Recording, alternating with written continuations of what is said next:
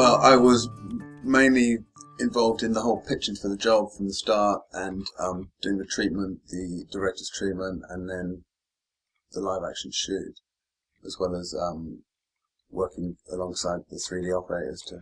The agency did a board that came with a script initially that we then did all the treatment on, and then once we got the job, we then did our own boards for it. Yeah. The shoot was NPC Creative Production, so it was a 2-day shoot in Black Island Studios.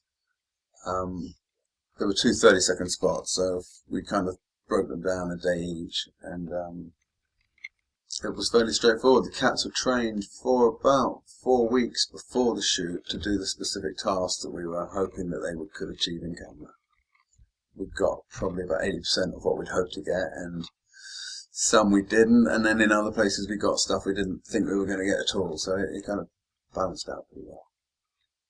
And for every single shot that we shot the 3D cat, on set we took live action reference. So although the cat was trained where possible to do the actual performance, where it couldn't do the whole performance, it was often trained just to lie in a position similar. So one cat was trained to lie on its back in a pass-out position. It could be held up on its haunches. So we could take reference for each, some key frames in each of the shots. Building a 3D creature with fur is always a big challenge, and then even bigger in this one because we had to edit and cut a 3D cat alongside a live action cat, so it really needed to look like the real thing.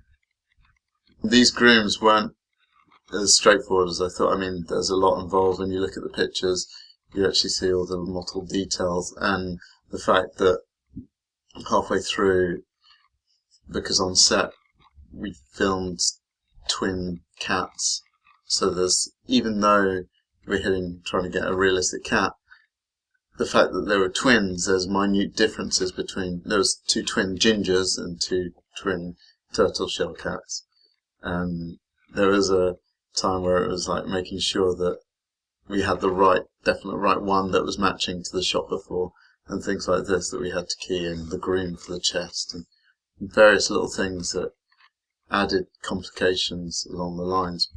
With the NPC resources, we had the ability to get people from film to help us as well with this commercial, as well as the fact that we have NPC Bangalore.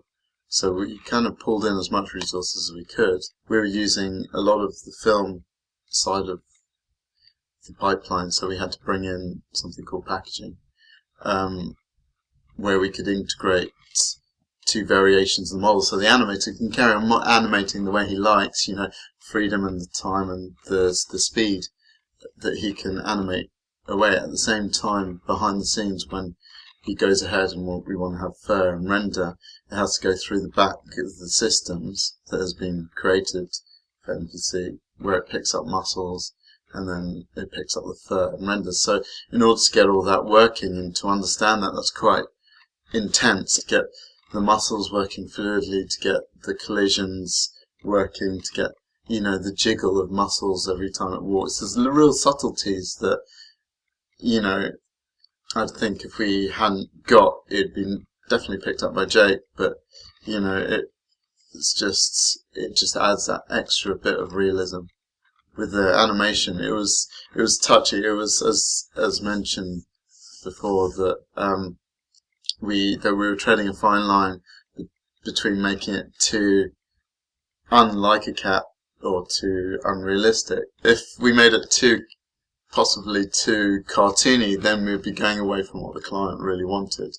He wanted a believable cat, which Jake was constantly talking to the animators, making sure that they didn't overtread that line, which is a delicate line. One of obviously the hardest shot we had was the one where the cat interacts with something real, especially if it interacts with a person. The shot where the cat is doing a massage on the back of the lady.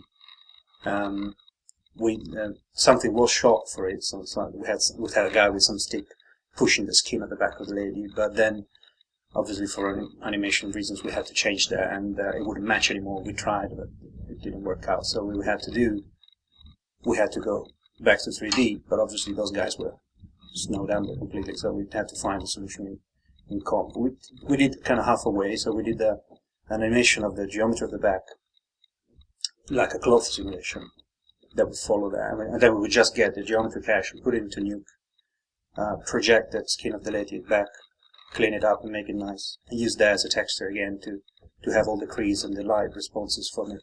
That was all done. Everyone hates a smelly litter pan. But now there's new Fresh and Light from Cat's Pride. Its special blend absorbs odor-causing enzymes and helps stop odor before it can start. And that's something everyone can appreciate. Fresh and Light, up to 25% lighter with the same number of uses as other clumping litters. New Fresh and Light, changing litter for good. For years, you've struggled with heavy cat litter. Oh. And you've found ways to cope.